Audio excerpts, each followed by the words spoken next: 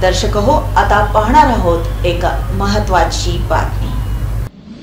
अक्कलकोट तालुक्यातील बोरी मध्यम प्रकल्पातून पूर नियंत्रणासाठी 1500 क्युसेकने सुरू असलेला विसर्ग गुरुवारी सकाळी 6 वाजता वाढवून 4000 क्युसेक एवढा करण्यात आला। त्यामुळे तालुक्यातील हन्नूर, चपळगाव, शिरसी, सांगवी, नागणसूर, बैंदर्गी, बोरी उमरगे, बोरगाव देशमुख या आणि इतर नदीकाठच्या गावांमध्ये पाणी शिरलं। त्यामुळे संपूर्ण परिसर आणि तालुका यामध्ये पूरसदृश स्थिती निर्माण झाली। अक्कलकोट तालुका जणू जलमयच झाला।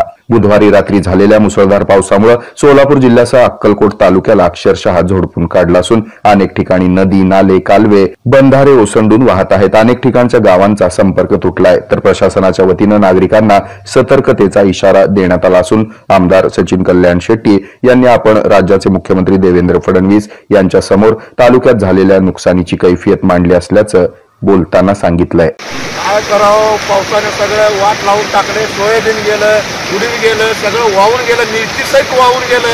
आता काय खायचं, एवढं खर्च काढलंय, 1 रुपयाचं हे झालं, सगळं नुकसान झालंय। पाणीतनं सगळं फार वाढणारा गिंगारा सगळं फोडून गेलं, इकडं काहीच राहिलं नाही। कसं करायचं आम्ही? आता काय खायचं काय? आता पूर्ण सोयाबीन, उडीद, मिरच्या सगळं वाहून गेले। बघा हे ऊस कट हे गेलंय, आता काय करायचं? हे बघा, हे बांधारा, हे बघा, हे बांधारा कळलं ना, पूर्ण वाहून गेलं। आता काय करायचं? सगळं पाण्यामध्ये आम्ही काय खायचं काय?